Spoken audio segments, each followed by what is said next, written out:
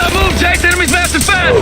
We can't get through there without taking casualties! Havoc, this is one. We need close air support.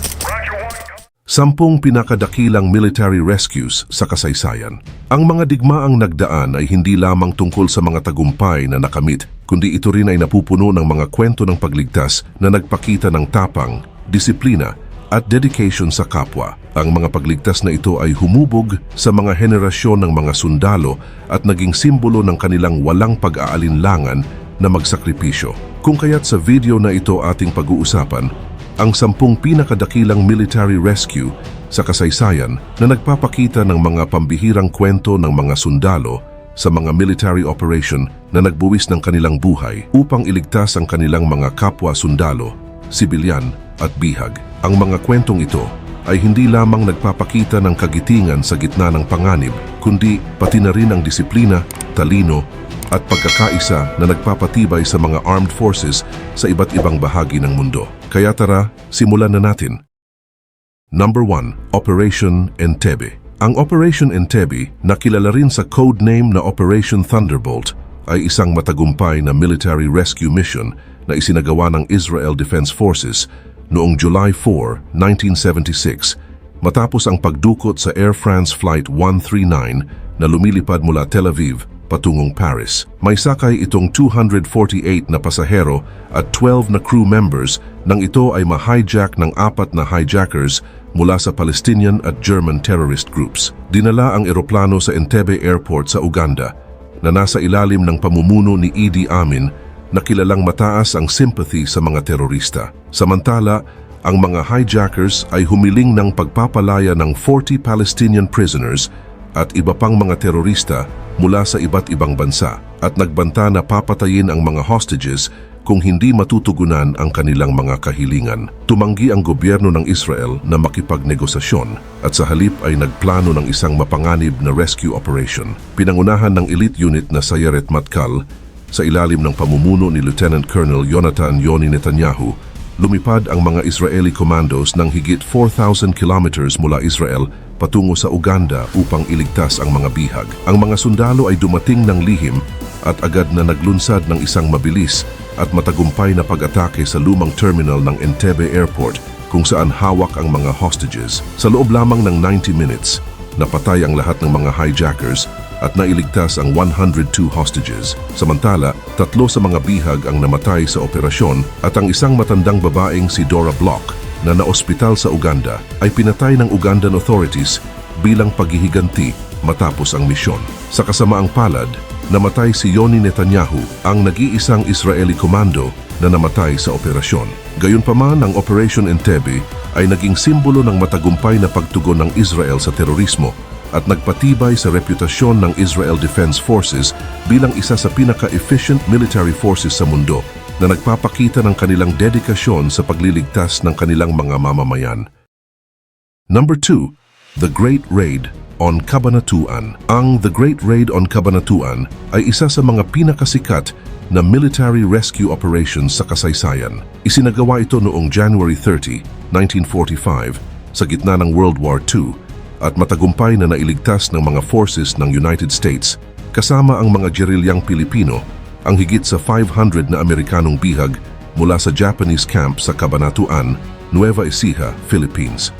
Ang karamihan sa mga bihag ay mga sundalong Amerikano na nabihag matapos ang pagbagsak ng Bataan at Corregidor noong 1942 at nakaranas ng matinding hirap sa kamay ng mga Japanese, kabilang na ang kilalang Bataan Death March. Sa paglipas ng panahon, lumalala ang kalagayan ng mga bihag sa kampo at may mga ulat na maaring patayin sila ng mga Japanese bago pa dumating ang mga Allied Forces. Dahil dito, nagdesisyon ang mga Allied Command na magsagawa ng isang matapang na rescue operation.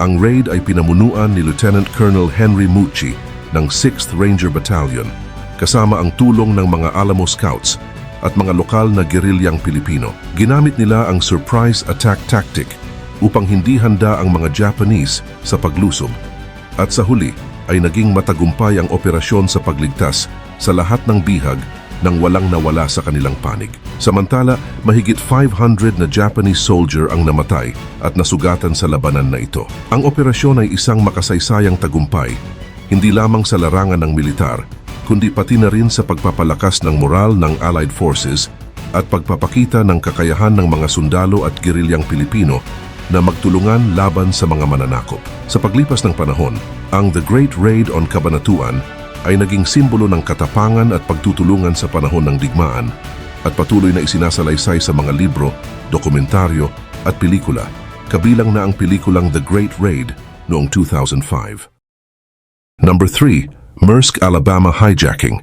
Ang Maersk, Alabama Hijacking, na kilala rin bilang Captain Phillips Hijacking, ay isa sa mga pinakakilalang insidente ng maritime piracy sa modernong panahon at nagbigay pansin sa lumalalang problema ng pirata sa rehiyon ng Somalia. Noong April 8, 2009, 4 na Somali pirates ang umatake sa Maersk, Alabama, na isang barkong pandagat na pagmamay-ari ng Maersk Line. Habang ito ay nasa Indian Ocean, ang barko ay nagdadala ng humanitarian aid papunta sa Kenya para sa World Food Program. Sa gitna ng pag-atake, ang kapitan ng barko na si Richard Phillips ay voluntaryong isinuko ang kanyang sarili sa mga pirata upang iligtas ang kanyang crew. Dahil dito, kinuha si Phillips bilang hostage at dinala siya sa isang lifeboat kung saan siya ay nanatiling bihag ng mga pirata. Habang nagaganap ito, ang natitirang crew ng Maersk, Alabama ay nakapagpanatili ng kontrol sa barko at matagumpay na nakatakas mula sa mga pirata. Samantala, agad na nagpadala ang US Navy ng mga barko, kabilang ang USS Bainbridge,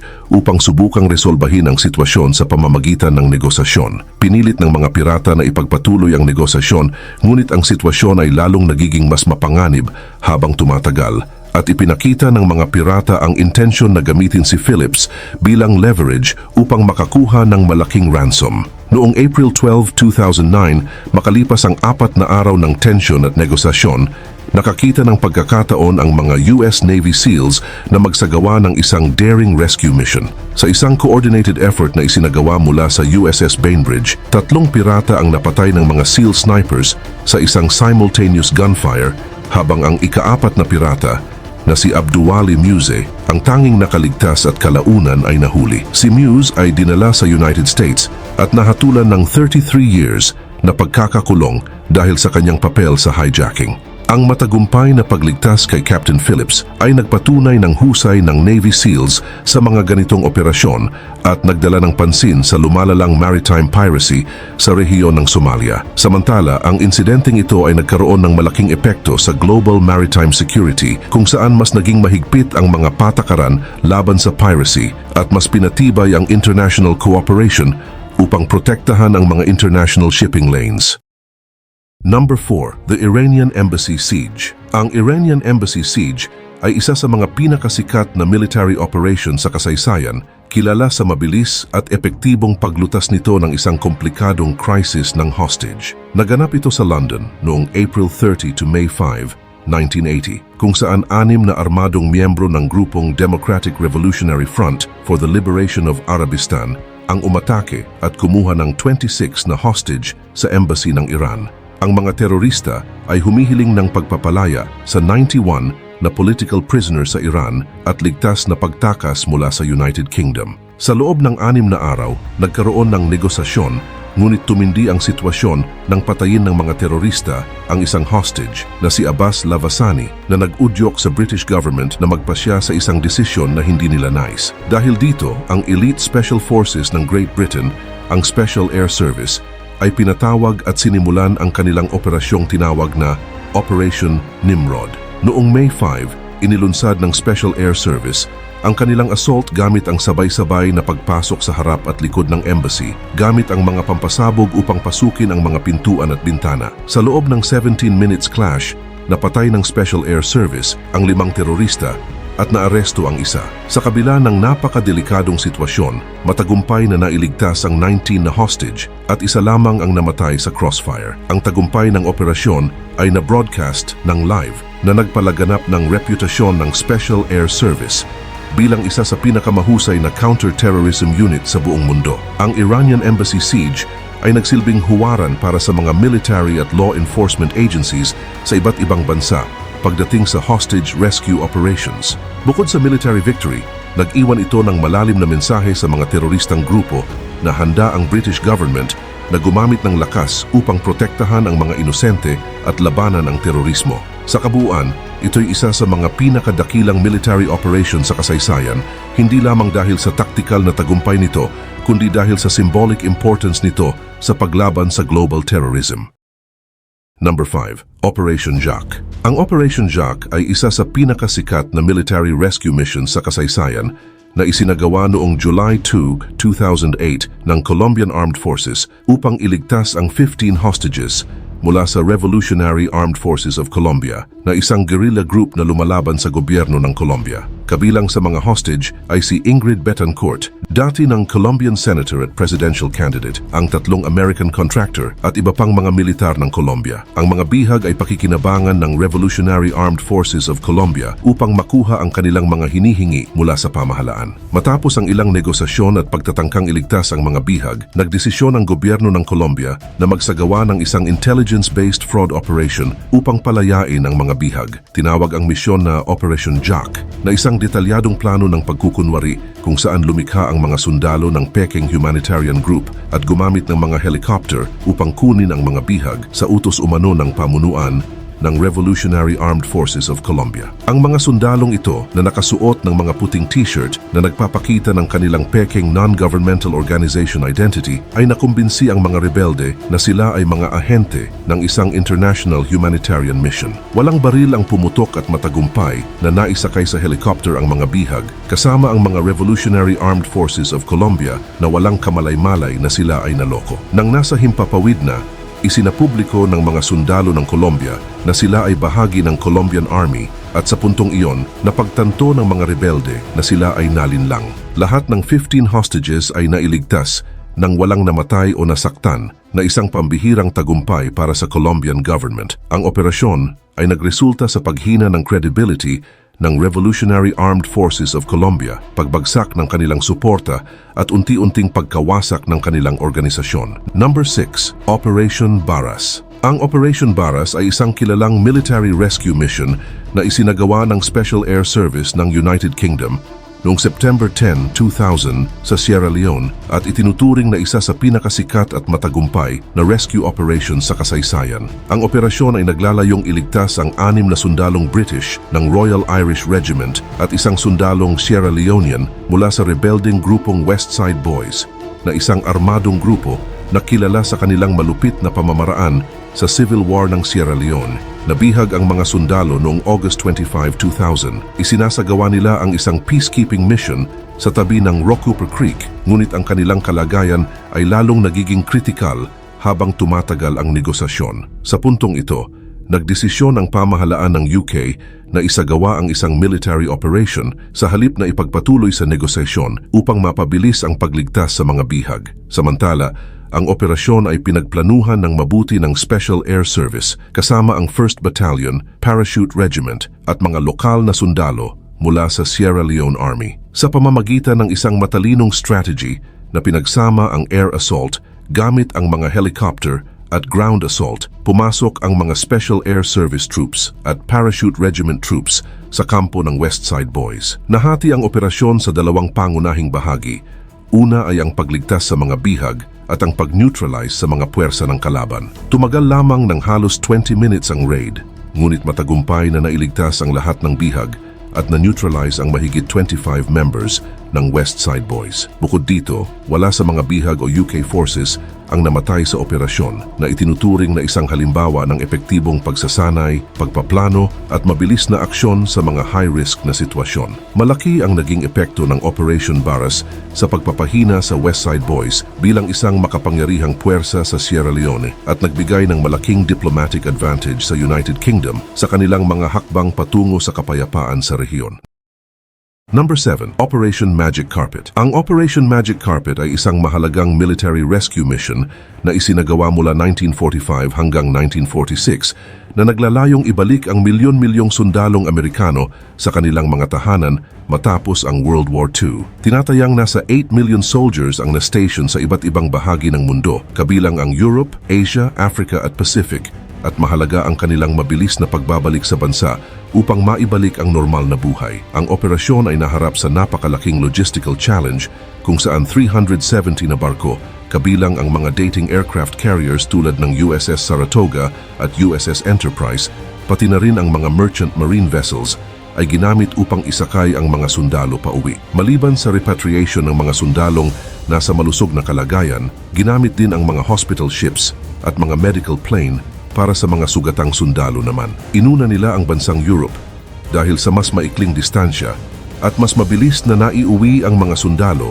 kumpara sa mga sundalong nakadestino sa mga bansa malapit sa Pacific Ocean kung saan ang lawak ng rehiyon at ang mga malalayong isla ay nagdulot ng mas matagal na paghihintay. Ang mga sundalong nasa malalayong lugar tulad ng Okinawa, Iwo Jima at iba pang mga isla sa Pacific ay naghintay ng matagal bago makasakay pa uwi dahil sa limitasyon ng transportasyon at sa dami ng mga sundalong kailangang iuwi sa bansa. Bagaman maraming logistical hurdles ang kinaharap ng operasyon, matagumpay na naiuwi ang lahat ng sundalo na nagbigay ng matinding kaligayahan at pag-asa hindi lamang sa mga sundalo, kundi pati na rin sa kanilang mga pamilya na naghintay ng kanilang pagbabalik. Sa loob ng isang taon, tinatayang 8 million soldiers ang matagumpay na naiuwi ng Operation Magic Carpet na isang makasaysayang tagumpay sa kanilang pagbabalik bansa. Samantala, ang operasyon ay naging simbolo ng pagtatapos ng digmaan at nagsilbing daan upang muling pagsama-samahin ang mga pamilyang nahiwalay dahil sa digmaan. Bagaman maraming logistical hurdles ang kinaharap, matagumpay na naisagawa ang operasyong ito na nagbigay ng mahalagang aral sa kasaysayan ng militar. Ang Operation Magic Carpet ay kinilala bilang isa sa mga dakilang military rescue missions na nagpapakita ng dedikasyon at kakayahan ng militar sa isang malawakang misyon ng kapayapaan at repatriation o pagbabalik bansa. Number 8. The Jessica Lynch Rescue. Ang Jessica Lynch Rescue ay itinuturing na isa sa mga pinakasikat na military rescue operations sa kasaysayan ng United States, particular na noong kasagsagan ng Iraq War. Ang misyon ay naganap noong April 1, 2003 sa lungsod ng Nasiriyah, Iraq, matapos mahuli si Private First Class Jessica Lynch ng isang sundalo ng 507th Maintenance Company sa isang ambush noong March 23, 2003. Sa ambush na iyon, ilang sundalo ang napatay at si Lynch na nagtamo ng malubhang sugat ay naging bihag ng mga puwersang Iraqi. Siya ay dinala sa isang lokal na ospital na kontrolado ng mga Iraqi forces. Sa pamamagitan ng impormasyong ibinigay ng isang lokal na Iraqi, nalaman ng US Special Operations Forces ang eksaktong lokasyon ni Lynch, kaya agad silang naghanda ng isang high-risk rescue mission. Ang operasyon ay isinagawa ng elite units mula sa Navy SEALs, US Army Rangers at Delta Force na nagtulungan upang iligaw ang atensyon ng mga kalaban habang nilulusob ang ospital. Sa loob lamang ng 7 minutes, matagumpay nilang nailigtas si Lynch ng walang anumang casualty mula sa panig ng US forces. Sa kabila ng pagiging matagumpay ng operasyon, ang rescue mission na ito ay hindi naligtas sa kontrobersya. May mga ulat na pinalaki ng media ang mga pangyayari at sinasabing wala ng mga Iraqi forces sa ospital nang maganap ang raid. Gayunpaman, nananatili itong isang mahalagang simbolo ng katapangan at husay ng mga US Special Forces. Sa kanyang pagbabalik, sumailalim si Jessica Lynch sa matinding gamutan at rehabilitasyon at kalaunan ay nagretiro. Ang rescue mission na ito ay naging isang malaking moral victory para sa United States na ipinakita ang kanilang kakayahan at dedikasyon na iligtas ang kanilang mga sundalo sa gitna ng isang napakadelikadong sitwasyon. Number 9. Operation Chavin de Huantar. Ang Operation Chavin de Huantar ay isa sa pinakamatagumpay na military rescue operations sa kasaysayan na isinagawa noong April 22, 1997 ng Peruvian Armed Forces upang iligtas ang 72 hostages mula sa mga Tupac Amaru Revolutionary Movement na kanilang na-hostage sa Japan Embassy sa Lima, Peru.